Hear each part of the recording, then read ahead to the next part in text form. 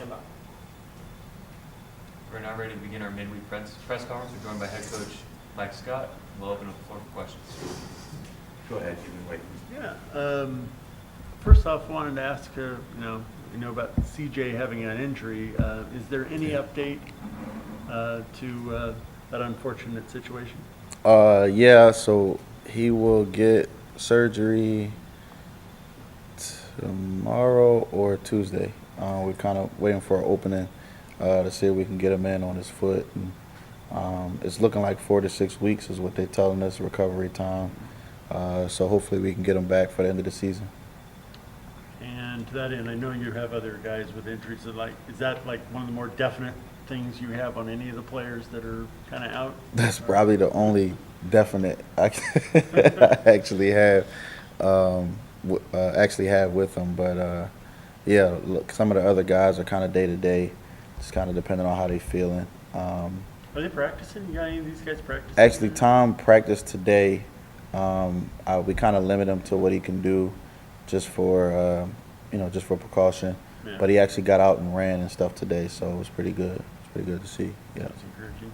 Yeah. Hardy's injury, the timing of it, how did that contribute to just that win in terms of just the rest of the guys, like seeing obviously that happen, and how much of it, how much a lift or an adrenaline or momentum or just some kind of thing they saw that, it's like CJ's been there for them so much that it's time for them to do the same thing. That was the topic of conversation with them. Even in some of the timeouts, it was like, man, we got you, CJ. We got you. And I thought it was just sucks the timing, because I thought CJ leadership was starting to show. His communication with the guys, some of the things we had been asking him to do, he had started to do. So it just kind of sucks the timing of it, but was happy to see that we came out with the win. Yeah, and I know you talk about next man up. That's something you just have to do. You have some candidates, obviously, and you had guys that had to, right then and there, had to step into that role. Yeah. What are you trying to build now in practice, knowing CJ's obviously not going to be there for a while? I mean, you have guys that, maybe do a lot more practice here in situations, or? Yeah, well, I mean, all of our guys get a lot of reps in practice. We'll have to change a little bit of what we do, because a lot of what we do is based off of CJ and his speed and athleticism. So we'll have to change a little bit of what we do. But in terms of just next man up, I was just laughing with the staff, because during the game I yelled at Coach B. I was like, why would you take, why Kadar coming out of the game, and he was fouled out. But we're looking at a bench and we're like, man, like who do we have to put in, so it was one of those things that, guys kind of understand. When a guy goes down, they're going to get a lot more minutes and a lot more opportunity, and they need to be prepared for it, and we'll do a good job at having those guys ready to go, and they got to perform when the lights come on. Guy in practice too, you can have guys that are, they're into the practice and everything else, but with a situation like it is now with CJ's absence, that focus, do you notice already a sharp change in just kind of the ultra focus that they have in the practice, leaning on every little thing? Yeah, I wouldn't say a change in their focus. I think they understand the magnitude and the timing of what's happening. But I do think there's a little bit more of an excitement about it, because you're stepping up into a bigger role, and you're going to get some minutes, and you're going to play a little bit more. I'm curious to see how they handle it. We're putting some guys into a role that they have to perform in, so it'll be interesting to see how they handle it. Yeah. Coach, how does not having CJ change your attack and also your rotation? It probably slows down a little bit. CJ is one of those guys that, we trust him to get it and go, especially if he grabs the rebound, so it'll probably slow us down a little bit. I'm not sure how much it'll change in terms of our actual rotation, just because the guys behind him were already playing, like Mike Price and Kadar and Jay, and will be the guys that'll kind of take over that role, and those guys were already playing. So in terms of their just production and minutes, I would expect it to go up a little bit. But besides that, I mean, probably just slowing it down a little bit. When you have a breakout game like Jaden had, It can do wonderful things for things moving forward, knowing that he's capable of that. It also means other teams are going to focus on Jaden a little bit. But what can that do for a guy and for a team to have that kind of game as you move forward in the schedule? You know, we've been a team all year that we felt like we can have multiple guys in double figures. And when we started the year, we felt like that would be like 1 through 7, right? Like our top 7 guys can go get double figures at any point in time. And we've shown that at different points of the year. Jaden was kind of the latter in that, with him having an explosive game, but he had been coming for a while, playing better over time. But, I mean, having a game like that, having an explosion like that, I just think it just does wonders for not only his confidence, but the team confidence as well, in terms of knowing, like, hey, like, you know, we can depend on Jay to go get something done when we need him to. Your thoughts on Riverside? I like their team. I think Coach Gus does a good job of just having those guys kind of ready and prepared. They're, in my opinion, they play bully ball. They're going to stuff it down and low, and they're going to use their size and kind of impose their will. It's going to be a game that we got to get ready for. We have to rebound the basketball. We have to be prepared for the war in the paint, and be prepared to play as hard as possible. I know they'll be ready. They'll come in here ready to get a win. What is this, looking around the league and you see the scores, what has this conference told you by some of the results you've seen? Anybody can win on any given night. I think it'll be one of them years that we'll have a special conference tournament. You know, you see some teams going to some places where you think they just occasionally will win the game, and they go in there and lose. So I think it's one of those years where the league has a lot of parity.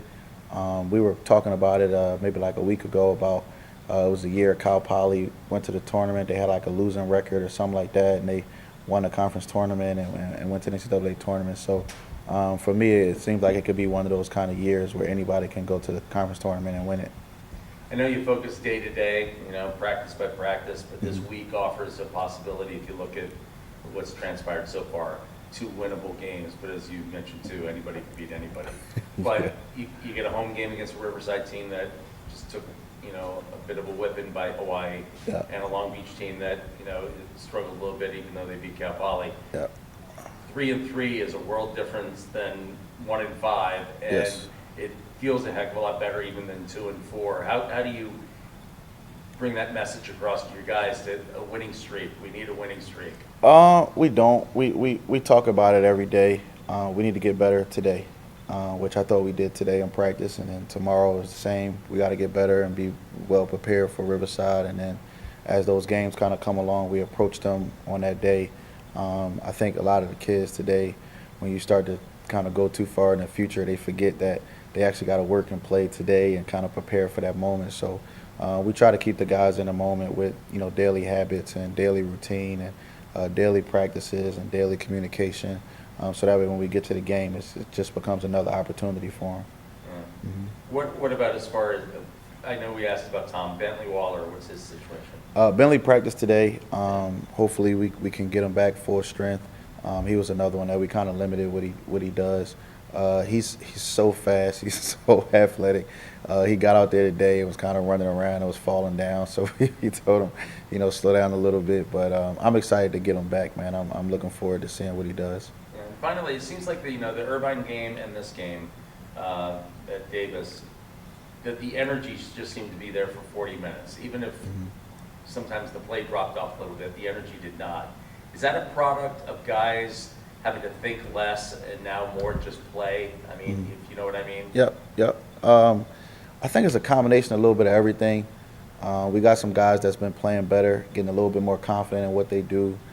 Some guys are starting to understand a little more what we want from them and what we're doing.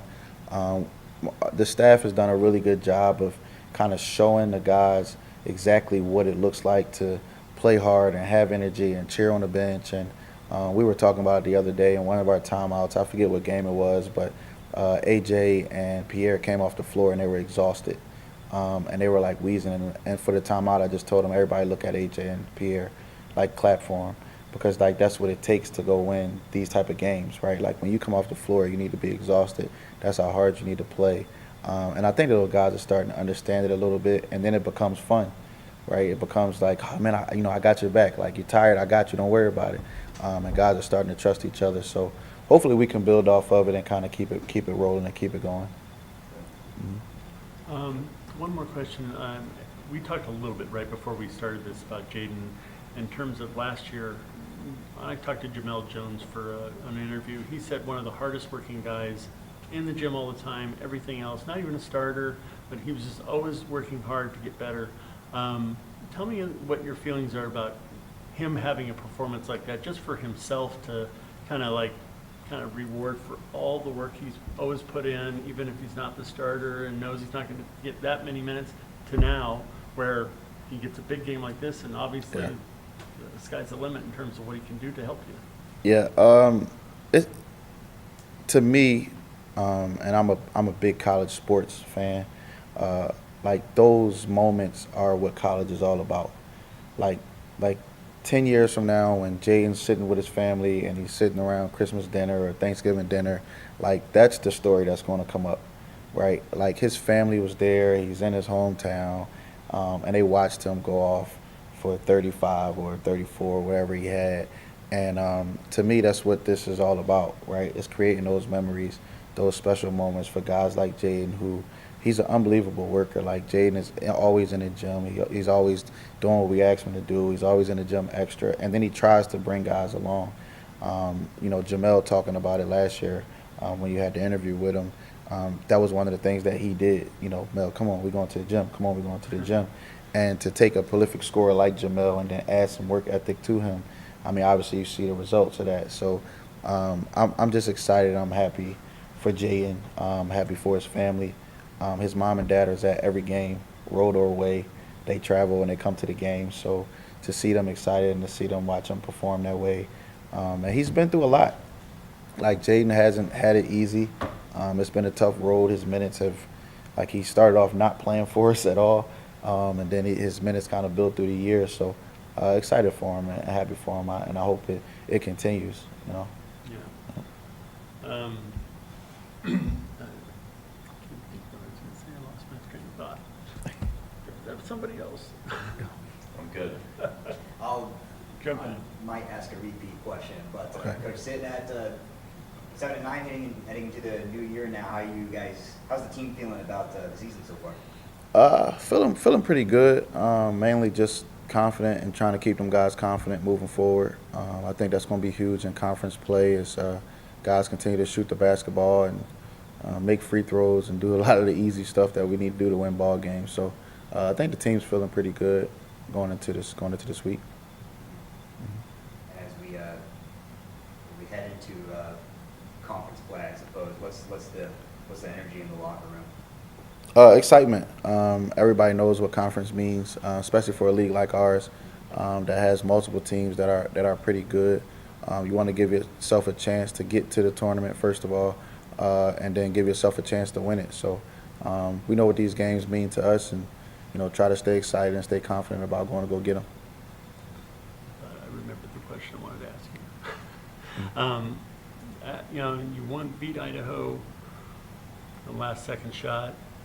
Jaden getting the layup to win this game here, and you guys were really close with Irvine.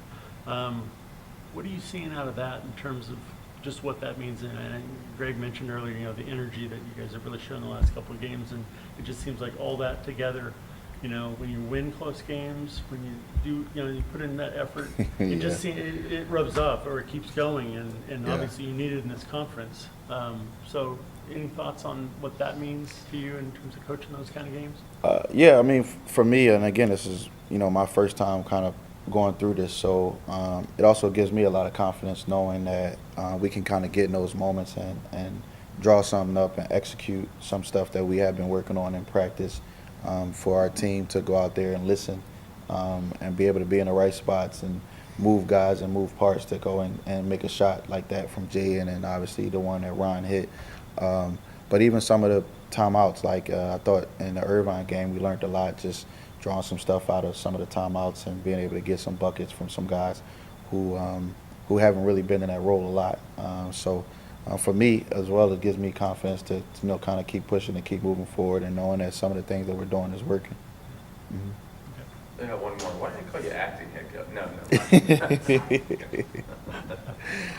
Thank you, guys. Okay.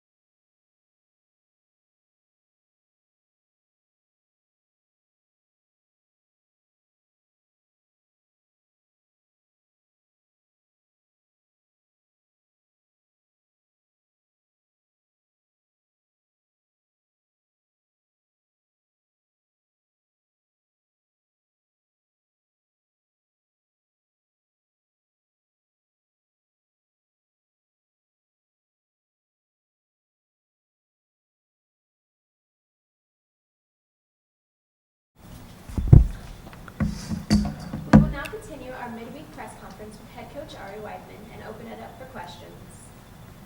Well, Ari, winless in conference, but I think a closer look shows that 3 of those 4 teams are combined 10-1. So what do you take away from your early, taste of conference play this year and what your girls are doing? Yeah, no, overall, like if I zoom out, yeah, we played 3 of the better teams early, which I'm happy about too. But I thought that we're competing and we're getting better, and so we need to split with them the next time around. But I thought overall played fairly well. Have to be able to close out games though, and maintain runs, finish. Like the other night, we shot 24 more shots than UC Davis, and so like that math was disappointing because even if your defense isn't as strong, if you score like 6 of those, you win the game. And so we just have to be a little bit more consistent for 40 minutes. But overall, I'm happy with our growth, and we'll continue to get better. Where's that growth been? I think more so in just having more resilience and keeping games close. Like last year was terrible. Like I remember coming back and playing UC Davis and lost by 40 points, so then you take it down to 10. So like I'm never going to be happy with that. But if I zoom out and I'm like, okay, she's been there for 15 years. I'm on year 2. Like that's a well-established program. Like if we close that gap, can we continue to do it? And so we're starting to beat those teams. And so I'm trying to be realistic and keep that in perspective. And so I think just overall our battles with these teams have been better than a year ago. So I'm like, okay, that's a plus, and I want to continue to like put pressure on these teams. As a competitor, is that how you keep your sanity? Absolutely. Yeah, I told these guys, like, if you want me to be happy about moral victories, then, but I'm not that type of person, like I really thought the other day we should have won. Well-coached team, but I thought we should have won. So that one hurt, but now I'm like, okay, we need to take care of business, when we're competing against teams that aren't in the top 4, so we have to be so locked into that. So what about Riverside? Yeah, I mean, I think they're so much better than their record shows. Talented team. They've had Hannah Wickstrom's the top 15 scorer in the country, so we need to make sure that we're, keeping her at bay, and then Hackley number 2. But a team that, we just have to handle the pressure, take care of the ball, and, we position ourselves to win. And, we have our leading scorers be a little bit more efficient. Like, we just weren't efficient the other day. I thought we got a lot of clean looks, but we weren't efficient. So we have to be really diligent and get fouled. Like it was 28 free throws to 6, and I'm like, I'm never gonna blame a ref because I don't believe in that. But like we're at home, and it was 28 free throws to 6 free throws. It's wild, and we have to get to the free throw line. That's a huge part of our identity. So we've got to do that at Riverside this week. When you look at and you talk growth, you guys had a 3-game win streak. That's growth when you look at last year. Yeah, So right. obvious. But at the same time, if you had to look right now and say, our biggest work right now is what? What is the thing that stands out that you say, you've mentioned free throws, but is there something else that needs a fix? Yeah, I mean, I'm always going to think everything needs a fix, but Is no. it a moving target? I think it's more of just learning how to win games. Like I think that takes experience, right? And we haven't been as mature late game. Like UC Davis, I thought their seniors closed out the game, and they were able to execute and finish. CSUB, like tight game. Utah State, that one haunts me. Like I wish I would have burned my time out at minute 30. We go up 6. I thought our team was good in transition defense early in the year. We're not. We lose the best player twice, and you know what I mean? Like, so it's just learning how to like have attention to detail for 40 minutes. And like those are things you're going to look back at the end of the season, and like they still wake me up now. And so like we just need to be or have a laser-like focus. And I talk to our team about that every day. We had a long talk about commitment versus convenience the other day. And so we've got to be committed all the time and not do things when it's just convenient for us. Right. First thing I look at when I look at a box score is how many shots you took. You had the 84 a couple weeks ago and won that game, right? Yeah. And Yeah. then now this one, was it 71? Yeah, 71 72? attempts, so they're 47. And I know you're looking for better shots and open shots and everything else, and some of that obviously is going under the basket, not able to get something. Yeah. How do you find that happy medium between getting shots and just, aside from just being more effective on the shots, what do you have to do to make it a little tighter, neater in some ways, if that can be that way? Yeah. I know, that's a weird question. No, it's so true. I mean, I talked to our team about that. Like, if you talk about somewhat of a wart of us, it's like sometimes it's basketball acumen. Like, if I'm calling a set, I'm calling it for the mismatch. Like, we can't, there's times where you can play in flow, and there's times where you have to execute. And I think at times we vacillate so much between, the two, because you want your guys to have freedom, but there's a time and place. And so I need our players to always get organized when I need us to execute. Like, if I'm trying to manage a game, I was very adamant on timeouts. Like, you need to run exactly what I'm calling here. And so some of our guys are really good at that. And then we have a mixture of who, and I put in wrinkles all the time just to take advantage of mismatches, and our kids have to be so locked into that. And so you can see that sometimes, like, our execution is because of acumen and remembering things at all times. And so can you do that under tension, right? And so that's why we review 5-on-0 review every day. But now we have to be, that's the sharpness. We have to be so much sharper. Obviously, you have the usual suspects who are always getting the points and everything else. What are you seeing from just how much farther you can go with your bench, more players that you can get into, just kind of have some different look, or just something to shake it up? I know maybe it's a little tougher now that you're a conference and there's really no room for error.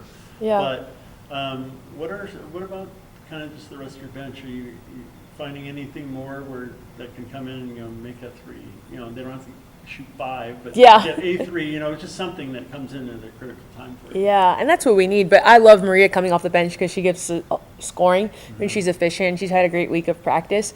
DJ, like the other night, she was efficient, like 3 for 4. Like, we need you to be a spark defensively. Can you get some layups? Can you hit some like short jumpers?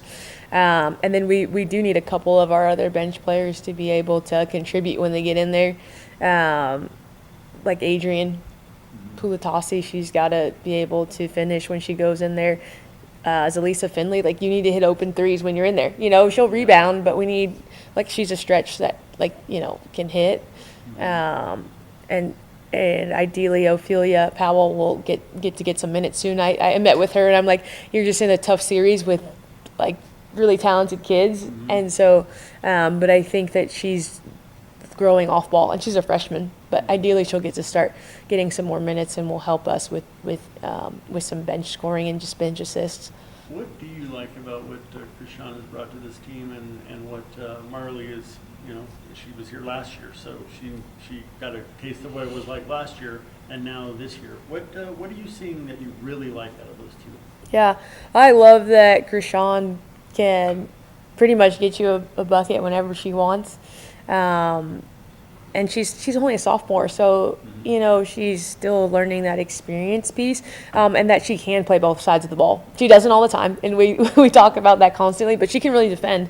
Like, when she's locked in, she's a good two-way player, and so she gives us a steadiness. And it's always nice when you can call up something, or if they don't execute, someone can score it on their own and create for themselves. So that's a plus. And Marley can do the same thing when she's at her her best, because she showed moments of that last year, right? And Marley is just good for culture, and knowing me for a year, what my expectations are, and how we want to operate. It's good to have some carryover in the locker room, especially that's tough now with the portal. And I think she just needs to be more efficient. I told her that too. Like, the other night, I think she was 6 for 18 and CC 6 for 22, and then I think Maria's 3 for 11. And those are people, if you make those, we're back in, like, where we were scoring 85. Like, we were just clicking right before the break. And but yeah, CC Marley pretty steady, and you always want to just have some steadiness. Yeah. And Morgan's the steadiest of them all. Like, to have a point guard is special, a good point guard. You've talked about, calling sets and whatnot. Where do you land on scripted play, scripted basketball and unscripted basketball, and sometimes them using their instincts or going with the flow or whatnot? Not selfish, but just something that it's a little different than a called set, if they see something or whatever. Yeah. Is there leeway? Is there wiggle room, or do they feel like, I've never played for you? Yeah. Will they be sitting on the bench if they don't do, what they're told or whatever? Yeah. Where do you land on that? Yeah, I mean, I'm always in flow first because we try to teach our kids how to play. And so our goal is always to break the arc in the first 4 to 5 seconds, whether that's off of a kick ahead pass in transition or off the dribble. Or a rim run, like can we get it advanced, then we're in flow from there. And then we can just play in space. If we need a ball screen, we'll do that. But once we start to get so that's 30 seconds. If we haven't done anything in the first 10, then let's get organized, and execute. But we always want to play in flow first. Like our identity is always going to be transition first. But then that comes down to you have to teach your kids decision making. And so we play a lot in practice. And I trust our top 6 or so to make good decisions. And so yeah, we definitely want to push first. But if it's in the half court and we're starting to get the 19 seconds, right? If we don't have anything, I want to get organized and I want to see the mismatch, and then I'm going to try to attack the weakest person, and so that's kind of more of our identity offensively. Good. Thank you, Coach. Yeah, thank you.